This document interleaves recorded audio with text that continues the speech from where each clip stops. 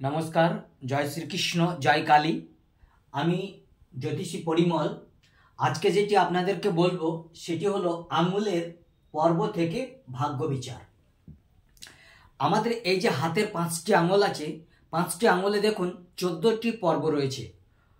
1 2 3 4 5 6 7 8 9 10 11 12 13 14 এই 14টি পর্ব আমি এখানে লিখেছি। এবারে আঙ্গুলের পর্ব থেকে কিভাবে ভাগ্য বিচার করা যায়, অনেকের প্রশ্ন থাকতে পারে। দেখুন, চোখ থেকে নখ পর্যন্ত যে বিচার, সেই বিচারটি হলো সামুদ্রিক শাস্ত্রে। এটি হস্তরেখার উপরে অনেক রকম বিচার আছে। আমাদের চরগন্মি এবং কিরোম্যান্সি যেটা বিচার হয় হাতের তালু থেকে এবং রেখা থেকে বিচার হয়। আর এই যে বিচারগুলো সেগুলো হচ্ছে আঙুলের পর্ব থেকে। আমরা এসে যাই আঙুলের পর্বে। এটি হলো 1 নম্বর পর্ব।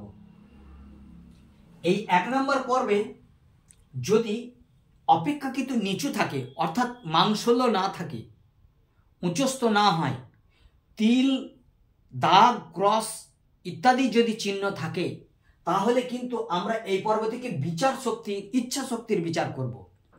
ইচ্ছার কিন্তু অবনতি ঘটবে, অর্থাৎ কাজ করব।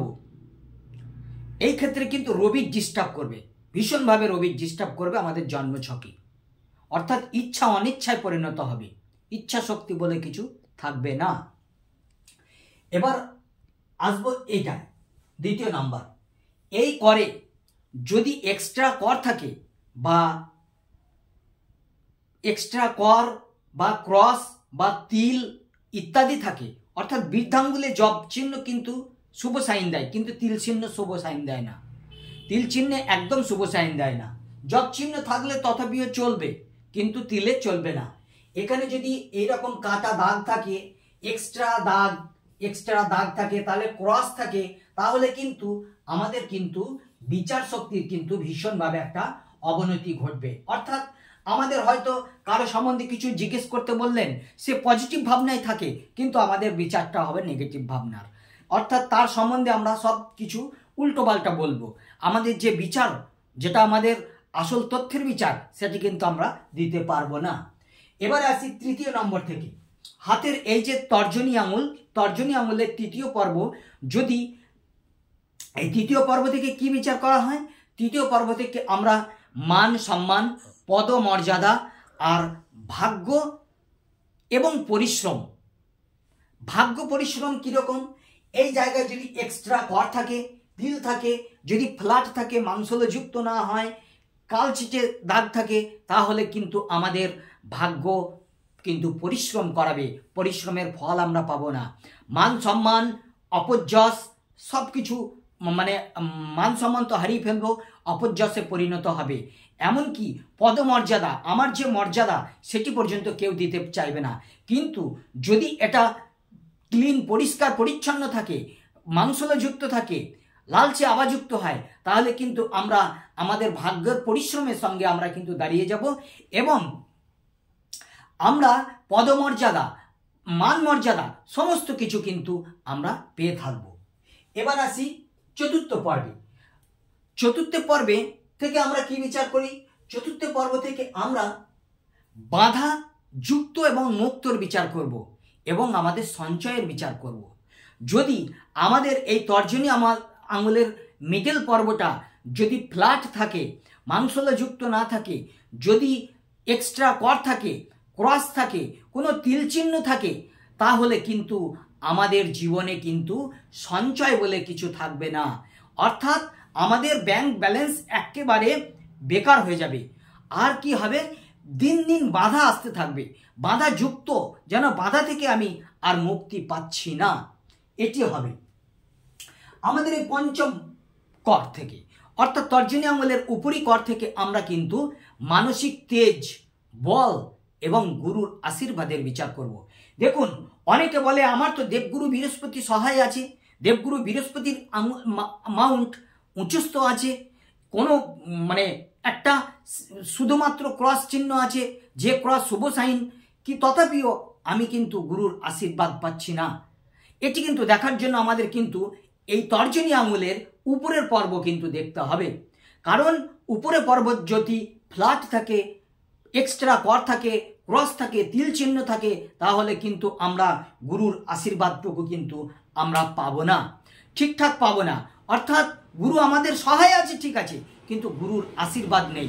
কিন্তু যদি এই পর্বটা যদি উঁচু থাকে, মাংসলে যুক্ত থাকে, ক্লিন থাকে, লালচে আবাযুক্ত হয়, তাহলে কিন্তু আমরা গুরু আশীর্বাদ না করার ইচ্ছা থাকলেও কিন্তু আমরা গুরুর অন্তরের আশীর্বাদ কিন্তু নিজের উপরে পেয়ে যাব। এবারে আসি 6 নম্বর থেকে। 6 নম্বর আমাদের এই মিডল ফিঙ্গারের নিচু পর্ব। এই পর্ব থেকে আমরা কিসের বিচার করব? এই পর্ব থেকে আমরা ভক্তি এবং প্রতিভার বিচার করব। আর কিসের বিচার করব? আমরা ভাগ্যের প্রতিষ্ঠিতর ব্যাপারে বিচার করব। অর্থাৎ ভাগ্য আমাকে কতটা প্রতিষ্ঠিত করবে। যদি এই পর্বটা যদি এক্সট্রা করযুক্ত হয়, মাংস না থাকে, ফ্ল্যাট হয়, তারপর তিল, জব সাইন ইত্যাদি কিছু থাকে, তাহলে কিন্তু আমরা কিন্তু জীবনে প্রতিষ্ঠিত হতে পারবো না। অর্থাৎ আমাদের যেন ভক্তি, প্রতিভা, শ্রদ্ধা মানুষের উপরে থাকবে না, আমাদের উপরেও কারো প্রতিভা থাকবে না। আমার প্রতিভা যতটুকু থাকবে, প্রতিভা কিন্তু আমি ঠিকঠাক কাজে লাগাতে পারবো না। আর আমাদের যদি প্রতিভা আমরা কাজে না লাগাতে পারি, তাহলে তো আমরা জীবনে প্রতিষ্ঠিত হতে পারবো না।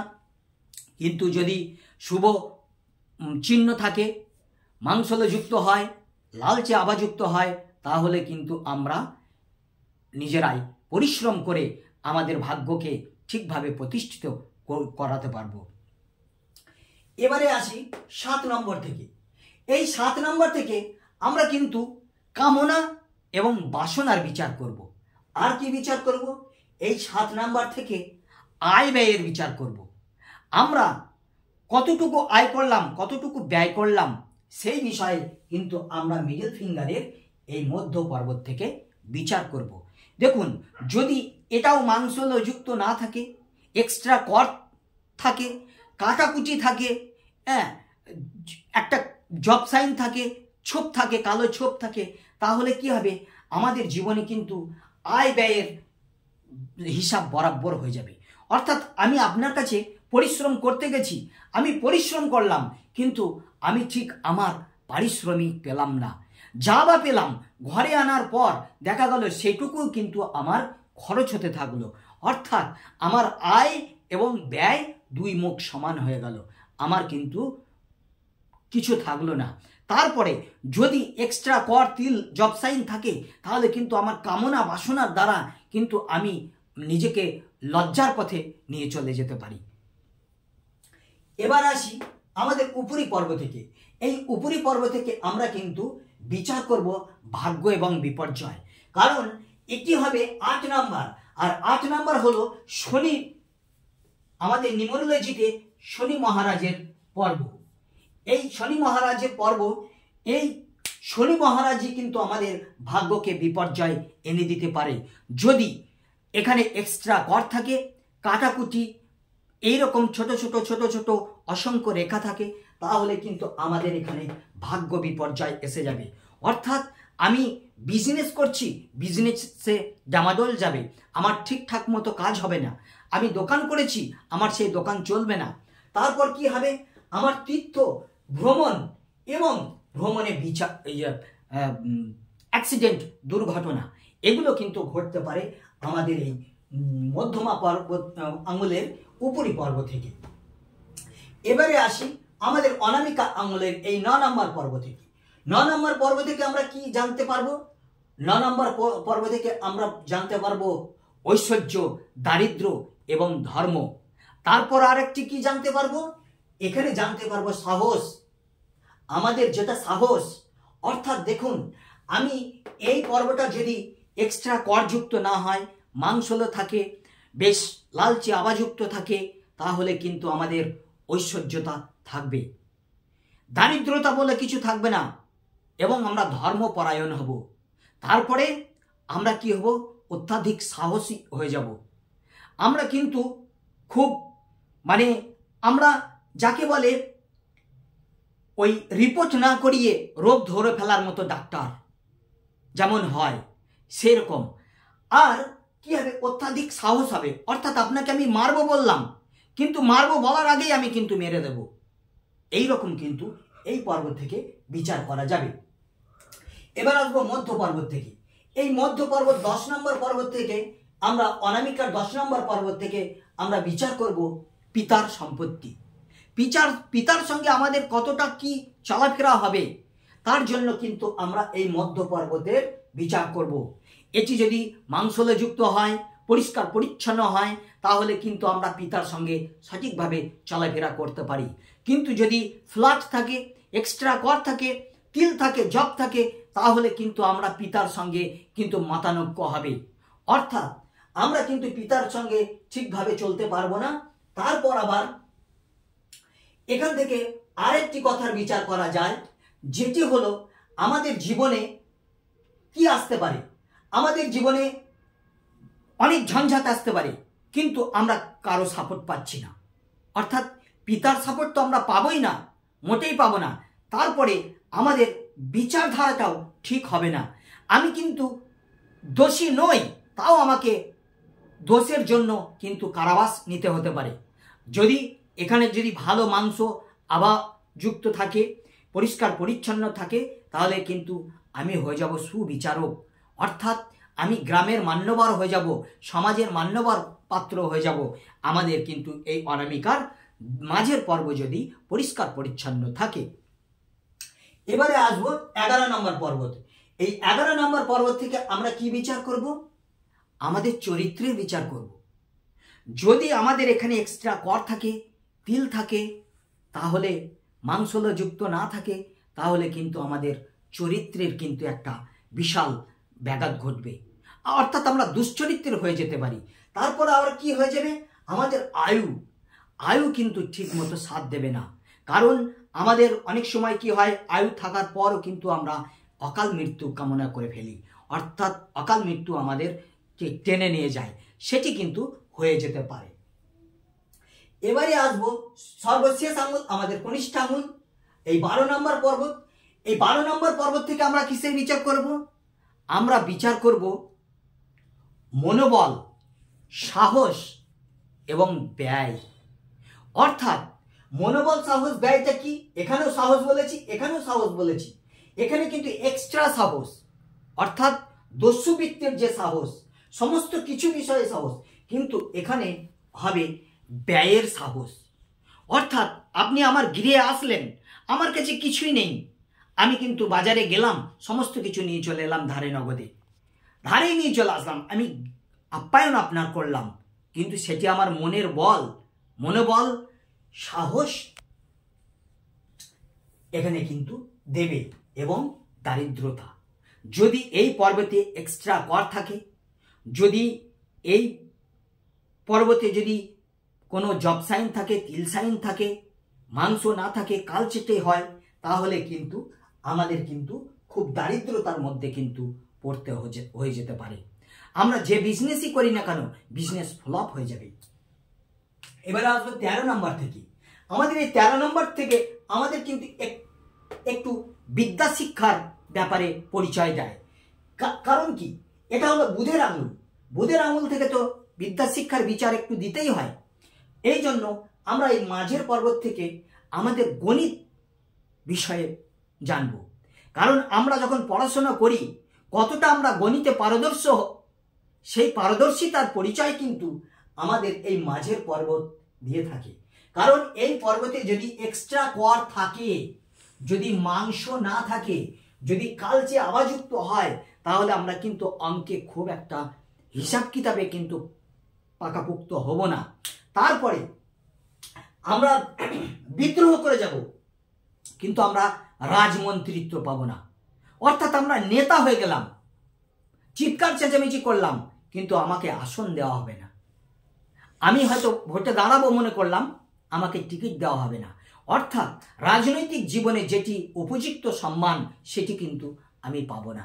আর সর্বশেষ আমাদের এই 14 নম্বর কর, এই 14 নম্বর করের থেকে আমরা উপরি কর থেকে, কনিষ্ঠার উপরি কর থেকে আমরা জানব স্নায়বিক ক্রিয়া। অর্থাৎ যেমন ছিলেন সক্রেটিস, পাগল নয়, উনি সায়েন্টিস্ট। আমি সায়েন্টিস্ট, আমি পাগল নই। উমরি ঝুমরি চুল থাকবে, আমার মধ্যে ভাববে এ পাগল হয়তো, কিন্তু দেখা যাবে আমার মধ্যেই অশেষ জ্ঞান, মানে জ্ঞানের সাগর। আমি সমস্ত বিষয়ে আমি পারদর্শিতা অবলম্বন করব। এটি হবে এই আমাদের 14 নম্বর করের বিচার। যাই হোক, আজ ছিল আমার আয়োজন আঙুলের পর্ব সম্বন্ধে ভাগ্য বিচার। তাই আমি আপনাদেরকে বোঝালাম আমার গুরুমুখী বিদ্যা, যেমনটি শিখেছি আপনাদেরকে আমি তেমনটি বললাম। যদি আমাকে দিয়ে হস্তরেখা বিচার করাতে চান, জন্মছক বিচার করাতে চান, অথবা কুষ্টি তৈরি করাতে চান, তাহলে 9382123284 এই নাম্বারে অবশ্যই ফোন করবেন। আমার একটি ইউটিউব চ্যানেল রয়েছে, আমার একটি জ্যোতিষ জ্ঞান নামে ফেসবুকে পেজ চ্যানেল রয়েছে। সেখানে যদি আমার প্রোগ্রাম ভালো লাগে তাহলে কিন্তু আমাকে অবশ্যই লাইক করবেন, কমেন্ট করবেন, শেয়ার করবেন আর কমেন্ট করবেন। কারণ বন্ধু বান্ধবদেরকে জানাবেন। আর কমেন্ট কেন করবেন? কমেন্ট করলে আমার খুব ভালো লাগে। আমি ভুল শিখেছি কি সঠিক শিখেছি সেটির বিচারক কিন্তু আপনারা। এই জন্য আমি বলছি আমাকে অবশ্যই কমেন্ট করে জানাবেন আর আপনাদের হৃদয় মন্দির থেকে আমাকে আশীর্বাদ করবেন। জয় গুরু, নমস্কার।